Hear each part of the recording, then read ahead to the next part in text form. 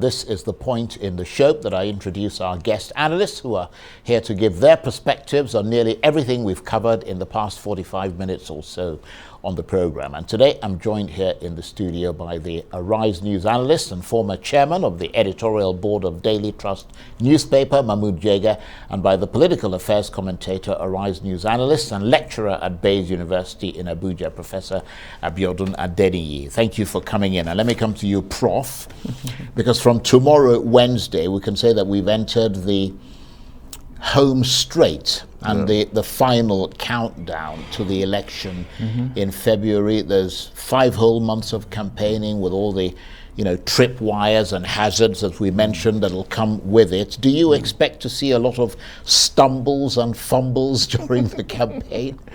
Well, we waited for this hour with bated breath, and it's here now. It's going to be an exciting time. I look forward to it. Do not forget that this kind of time is a time where our politicians come up with their best most of the time in terms of ideas, in terms of postulations on what they are going to do. And of course, ideas, are usually the catalyst, for development, for progress. No nation grows without ideas. The fact that we are even here enjoying technology today is they all emanated from robust ideas, propounded and acted upon by people, somewhere, somehow. So now that we're going to be having, the space populated by some of these ideas, I'm hoping that at some point in the future, some of these thoughts can be harnessed towards finding solutions to the myriad of problems we're having as a nation. And I think I have to commend some of your guests earlier on. I consider some of them very, very sophisticated in terms of their thoughts. Absolutely. Excellent locution, deep-seated thinking, sophisticated projections on what the solutions to problems are, really. Prince Malik Ado Ibrahim was exceptional. And of course, the gentleman that came after didn't do badly as well. Yeah. And of course, if you listen to some of these people, yes, there might be parties at the fringes, but they're not doing badly in terms of having a good understanding of what the problems of this country have. And whether or not they win, they are making a statement, And of course, I'll be expecting that whichever party wins at the end of the day, maybe the big parties, perhaps, they should look beyond their own enclave and extend the opportunities to people like some of these people that we are seeing today. I'm talking about issues, talking about solutions, and perhaps bring them on board and see what they can do, what contribution they can make. Remembering that the problem with our country really is not the absence of personnel, not the absence of human resources, but the failure of the system to have the right, what do they call it? The square peg in square hole, Now we're often having square peg in round hole, The fact that, we do not privilege merit, we are concerned about chronism, about nepotism, but when we begin to have the right pieces in the jigsaw, I think we'll get things right. It's about productivity, and productivity comes from expertise and skills, Now we are sure that we'll have them aplenty. They are coming up in the political space. We should learn to use them so that we can maximize our potentials as a nation. Interesting. Mahmood Jega, he was saying, Prof, there that perhaps we should have a more inclusive space. Given these people, I don't know what your assessment of them, we had the 2 people, but that these are the kinds of people that whatever government wins should try and bring into the governance space. The second part is easier said than done, but I agree absolutely with Prof that the 2 gentlemen that you have had, Malik Ado Ibrahim of the Young Progressive Party and the presidential candidate of the YPP, and Shehu Gabam, the national chairman of the SDP, they were quite impressive. They were thoughtful guys. Ado Ibrahim is a solid international technocrat, extremely knowledgeable in technical and power issues. To my surprise, when you asked him about security, he also responded very forcefully with technological solutions and very good knowledge of the choices that we could have. He says something that many people in Nigeria, most Nigerians were happy that we got the Super Tucano planes that the Air Force has been using against Boko Haram, but he now said something very interesting, that we didn't really need the Super Tucanos. There are other planes slightly cheaper, the F-15, and F-16, and they could have done an even better job. We didn't think about that. It required a man with international experience like him to know. And Shehu Gabam also said interesting things about his party focusing on two very important groups, that is the youth, that he defined as making up 71% of the electorate, and also the women, who are roughly half of the electorate now. Anybody who can get those two groups is home and dry, but of course it is easier said than done. Now, about the question of inclusiveness, unfortunately, our political process is such that you see anybody who gets elected as president, his party members, look, even before you get elected, look at the squabble in the political parties now to occupy positions in the campaign. Yes. Now that's just the campaign. I thought, why are people fighting over that? This is why it's just work to be done. Now you can imagine what will happen when the candidate gets elected as president. And honestly, he will not have space. You are going to have, 36 ministers, or if, like Obasanjo, you add one per geopolitical zone and you have 42. Now, you are going to have nothing less than probably 5,000 people within your own political party that are trying to be ministers. Where is the time to accommodate and say, I saw one bright young man in YPP, although still it could be done to some extent, because Obasanjo did some of that. Exactly. That was the idea of saying, in addition to one minister per state that the constitution says I must have, I'm going to have one more per geopolitical But Obasanjo had an incredibly powerful will. Of course.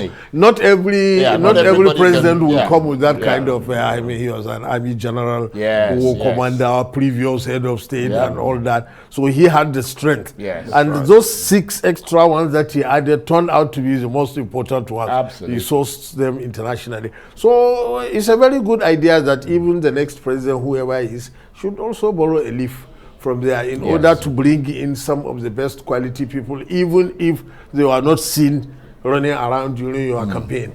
And of course, Prof. Mahmood Jega, they're talking about the crisis and the squabbles within parties, and looking at this thing that we talked about yesterday, the continuing crisis in the PDP.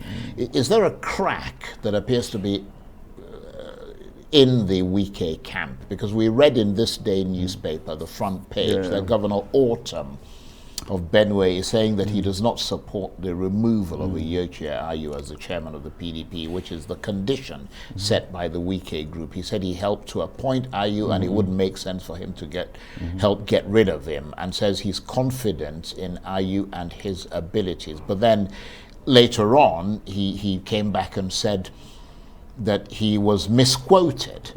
What do you make of all that? No, I don't think he said he was misquoted, really. He said there's no crack, that Wike remains his friend. Right. And that, he's very sympathetic to him, because of his experience in the presidential election and how he was treated. And of course, because Wike has been nice to him in the past, nice to the state, he cannot leave him, in this kind of circumstance, that in fact they just returned from London together this morning, and of course it's reading in the papers that there's a crack. Well, I don't think there's any serious disagreement. They obviously still like each other, nothing fundamental yet.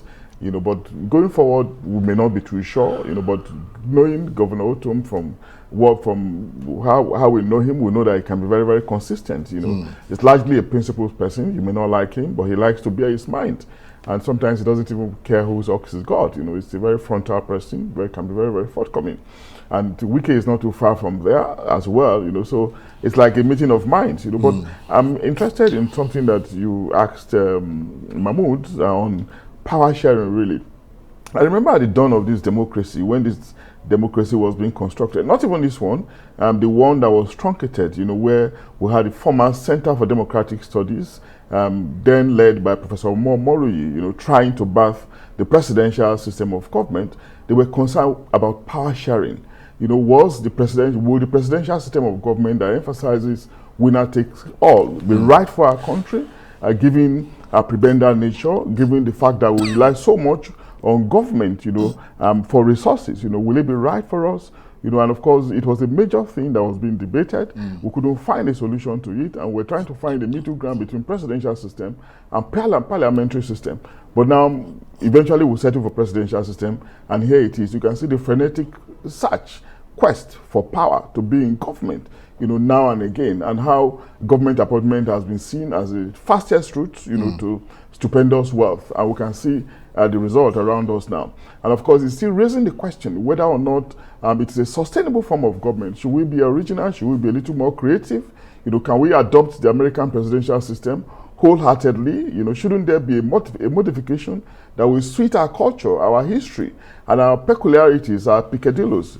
You know, that question is still raging. Well, that's a good point. Yeah, and I think it's something that we probably have to think about, you know, because even the American presidential system that we are copying, we're not doing it very well because there are differences. For instance, we have one legislature in the American system. You know, they have the same, they are replicating what is evidence in the Congress at the state level, but we're not doing the same thing here. Right. There are so many different things, but what is important is our democracy should reflect our cultural peculiarities. But we're running away from this. Yeah, I think that's a very good point. And it just in terms of how it is actually manifesting, I mean, we've heard that Atiku Abubakar is launching new books, and one of them is on restructuring, which is a key thing, and I would think ought to be a key issue in this election. But we've got about a minute and a half or so left, or just a little over that. I don't know if you heard this, but the turning to the APC, we saw in the Vanguard newspaper that Professor Patu Tomi, who's a top member of the Labour Party, and Peter Obi's team, is saying the APC made a mistake by fielding an ailing person as their presidential candidate in the person of Bola Ahmed Tinubu. He says Vice President Osibanjo should have been a better choice. I think he spoke on Channels TV originally. What's your reaction to that? Because there's been a lot of speculation about Mr. Tinubu's health, but no evidence to support it. Well, that is true. And also, Professor Utomi, since he is not in the APC, they will say, what is your own?